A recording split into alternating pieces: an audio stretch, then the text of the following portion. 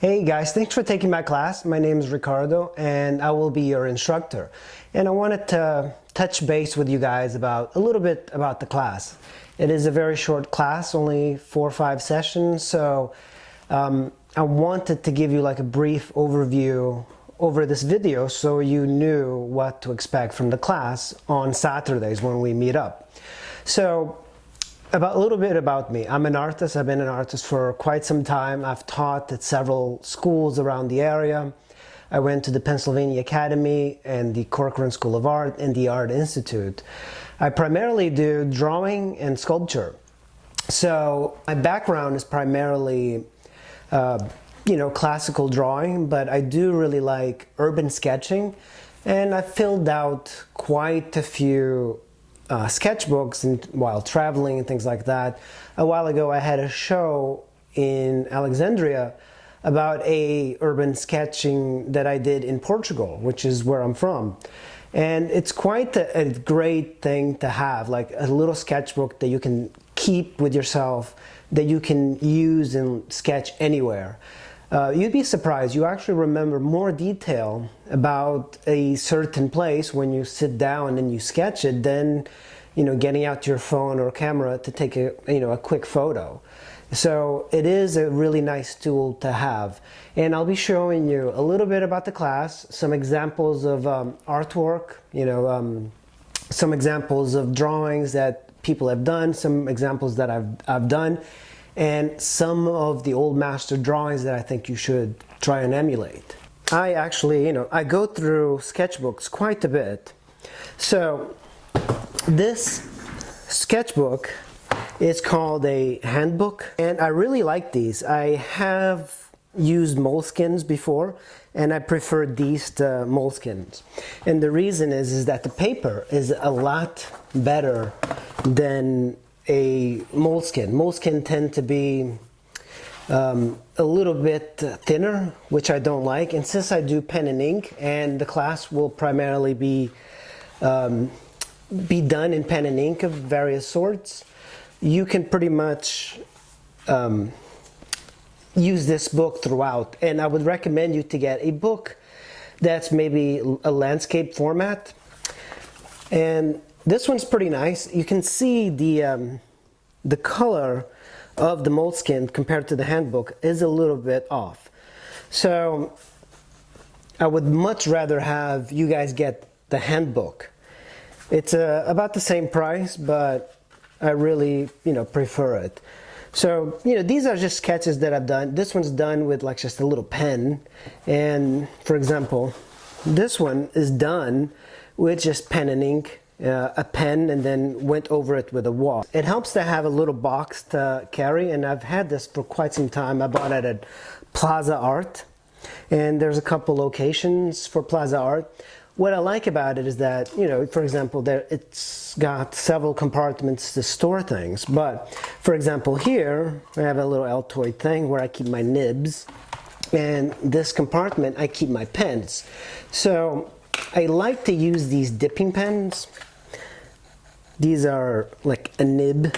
You're also going to need some brushes, and these are like nice watercolor brushes. They shouldn't be bristle.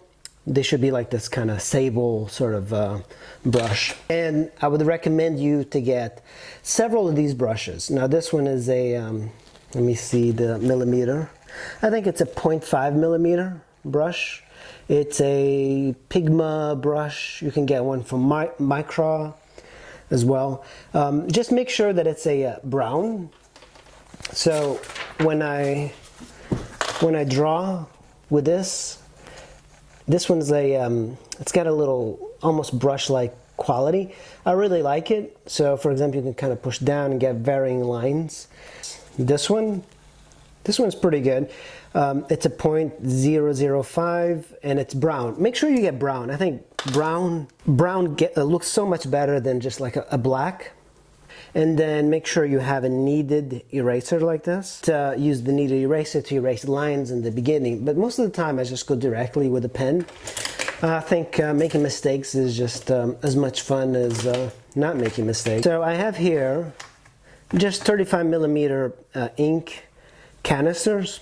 So what you should do is buy some brown ink or sepia ink or ochre ink, and you can put, say, at full strength of the ink here, and then you can have one of these with water, and then these you can have different dilutions of the water and ink, so you have different strengths. Take your nib or your ink, if you're cleaning it, and just kind of wipe it off. As far as pencils, pencils make different marks on the paper, so they come in different hardnesses. What I would recommend for this class is a aged pencil that's a little bit hard, because you don't want to push down on the paper too much to damage it. If you're just starting out, it's probably a good idea to draw with pencil so you know where you're going to put your ink lines. But don't be too strict with your drawing. I think a lot of these urban sketches are nice because they're very loose, but that's easy to say because loose drawings are actually harder to do than very rigid architectural sort of drawings, and we are not trying to create an architectural drawing. The ink that you get should be a really nice brown ink, and I would recommend a sepia or brown. At the art stores, they'll have varying brown types. Pick something that's similar to this one. The techniques I like doing on the paper is actually staining it with some sort of wash, and that is using coffee or tea, and you can just use a brush and just brush it over your paper overnight, and it'll turn kind of grungy and things like that. It kind of gives it a little bit of character. So as we're looking through these urban sketches, these aren't my sketches, but I pulled these from the internet, and you can see a lot of these are very loose, and they're very, in a way, abstract. It's not about photographing an image. It's a quick impression of your surroundings. So you can see a lot of the penmanship, for example, it's very loose, it looks very quick. That tends to look very good. And don't worry about the color just yet. Color will come in later. What I want you to try and do in this class is to briefly draw a picture of what you see that should be realistic enough and depict what you see. The reason I'm showing these old master drawings is that they provide you with a lot of technique for these pen drawings. And you can see, for example, if you look up close to these drawings, they have a lot of cross-hatching, and you will be doing cross-hatching. Before you get into any wash, you'll do, try to render it with a pen and create a little bit of the gradation using just cross-hatching. With that, you add the wash, and it looks much better. Don't try and create too much gradation though. You kind of want to blur your eyes a little bit and try to see the shapes. I'm sure most of you have done drawings of eggs and spheres in in a very elementary drawing class. That is what you want to keep in mind. One of the things that happens when you're drawing on location is that the sun is always moving, so you have a limited amount of time to capture that specific area. So, when you start out in the morning, the sun is going to be in one location. When you are drawing in the afternoon, it's going to be in another location, and it's going to be completely different. That's why it's important to draw from that time, just briefly. And what I would recommend you do, if you are so inclined, is to bring a camera, take a photo of what you're drawing for use, for reference later. Cross-hatching, as you see here, there's different types of cross-hatching that you can do. What I would like you to do is more of the diagonal cross-hatching, that it looks much better. So you don't want to be a robot and just do very vertical and horizontal lines. Try to do an angle, very spaced out hatch.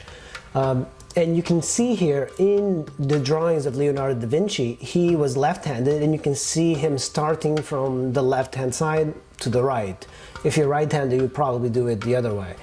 But when you look at these drawings by old masters up close, you will see this really fine hatching.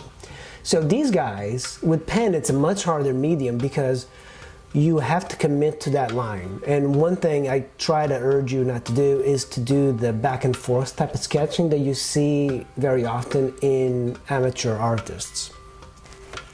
Guys, we're going to have a lot of fun, and we're going to meet in various locations throughout DC.